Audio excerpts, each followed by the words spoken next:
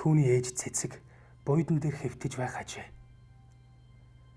Хүү бараг л амьсгалахыг болоод ээж рүүгээ сэмхэн ойртов.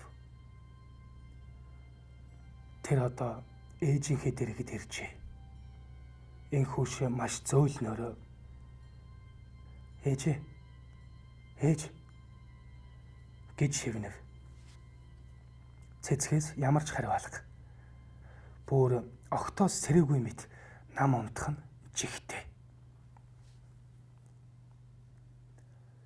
Энхүү шуудхан л эргэж өрөө рүүгээ гуйлээ. Тэр өөрийн аврал мэд санагдах орондоо орж хүнжлөө битүүлэн шургав. Хүүгийн амьсгал давхцаж зүрх нь хүчтэй цохилно. Одоо болно. Хангалттай. Энэ зүгт хар дарсан зүгт хэмээн шивнэж атал хажууханд нь утасны вибратор дүнгэрхэн тэр.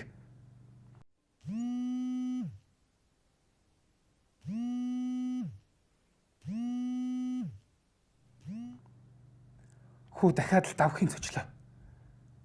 Гэсэн ч багахан тайвшраад дэрэгдээ дуугарах утсыг авахаар гараараа тэмтчихв.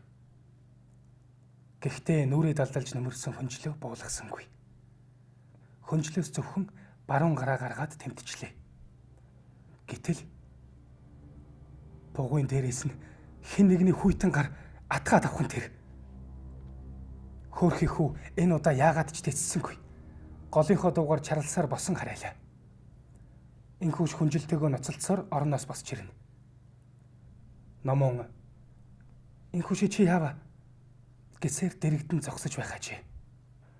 Энхүүш эгээл солиотой хүн шиг нүдээ эргэлдүүлсээр номон руу харснаа толгоогоо огцом эргүүлж орлоо нь бас харлаа. Тэгсний хойно хүү арга нь барагдсан байртайгаар нүдээ ханаад орон дээр лүг хийтэл суучгав. Энхүүш ээрж төгдөрсээр мэдгүй би үгүй чи сая гэх үед номон энхүүшийн яриаг тасалж долоовор хурууга уруулдаа хоргив. Хоёулаа өглөө ярилцъя гэж аяархан шивнэлээ.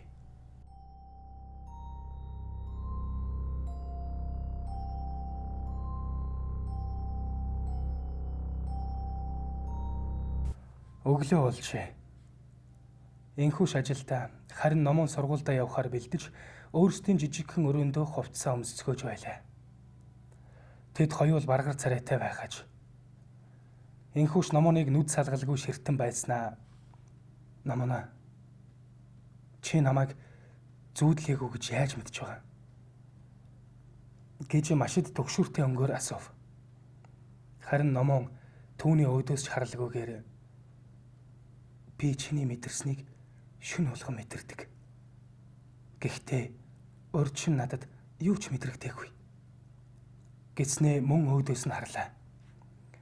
Эл үгийг сонссон энхүүшийн царай бүрч бараагаад үг хэлэх гэсэн боловч чадсангүй.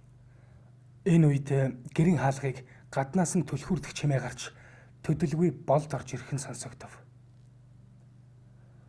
Хүүхдүүд чимээгүй болоод түгшсэн харцаар өөдөөсөө ширтэв. Гэхдээ хинэн ч дуугарсангүй. Үүдний өрөөнөөс болдын "Ой номоноо энэ готол тайлаадах. Чи байна уу? Хөөе" гэх захирангуй дун хатхан тэрэ.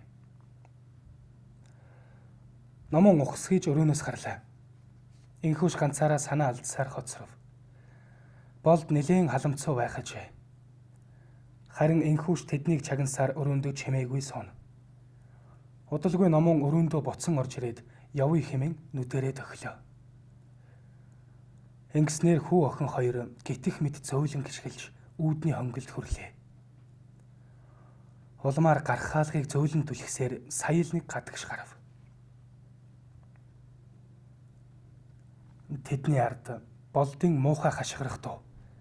Тасарч унаад дөнгөж сэргсэн цэцгийн муухай орлох дуу холилдон хадаж хэрүүл маргаан уйлаа майлан болсоор үлдвэ.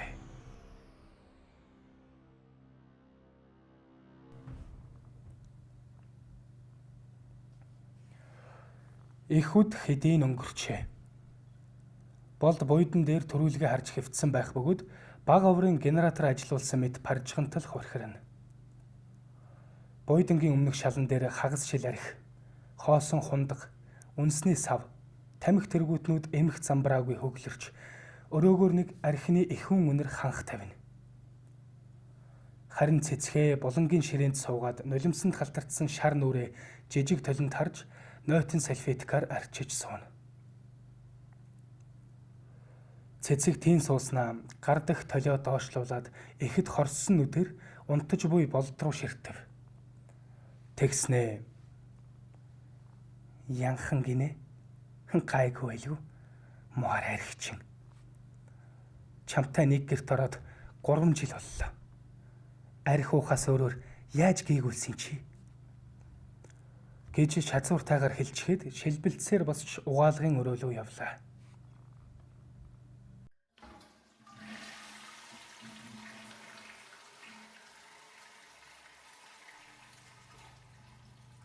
Хэсэг хугацааны дараа гэхэд цэцэг нойлын усыг татчихад угаалт туурын өмнө очиж зогсов. Тэрээр өөрийнхөө цэлхэрч хавгансан нүрийг толинд харж байснаа. Жаахан хавгнаа юу та? Хугамж сайхан хүүхэн шүү. Гэж шивнээд муухан инээх хайдав. Тэр багхан бүхийж усны цоргийг нээгээд хүйтэн уснаас ухаан зулггүй залгилна. Гэтэл түүний мөрөнд хэн нэгний гар хүрхэн тэр. Согтуу болдыг босоод иржээ гэж сансан цэцэг их л уцаартайгаар өндийгөөд толинд харав. Түүний цус зарцах шиг л болжээ.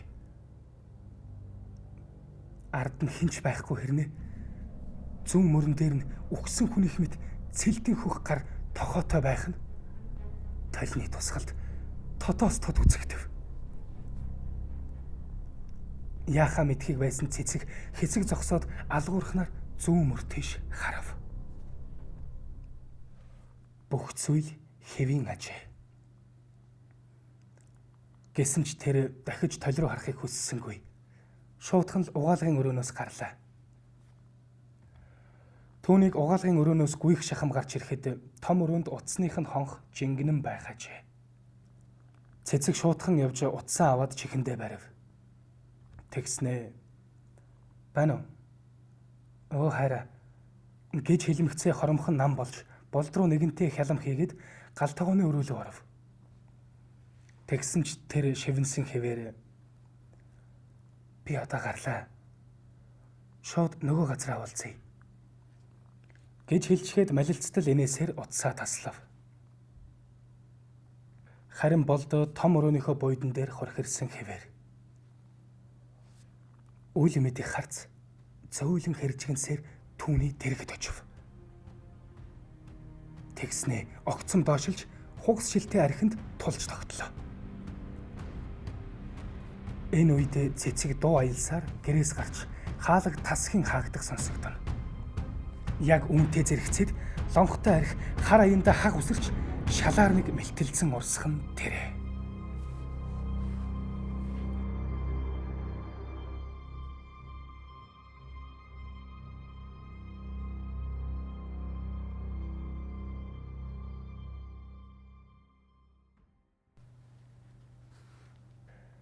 Томоос том цасан ширхэхгүйдэд зөөлнөр малгайлан байхыг цонхны наанаас ширтсээр суух номон охин даан шиг уйтай харагдана. Түүний өмнөх ширээнд аль хэдийн ууж дуусгасан кофений цаасан аяга байх ажээ. 17 настай энэ охиныг одоо хөндлөнгөөс харвал асар их бүр ахадсан их зүйлийг бодон шаналж байх мэт. Номон ээжээ та яачих нь вэ? Би таны цор ганц үртэн биш гэж юу? Намайг яа гэвэ? Гэж бодмогцоо сувдран урсах ганц том туслыг гарын алгаар зөөлөн шудрав.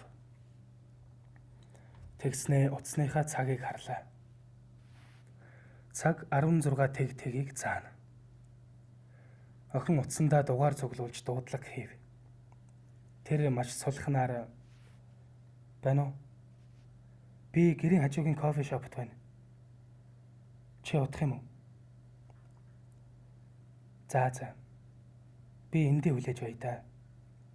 Гэж яриад утсаа салгав.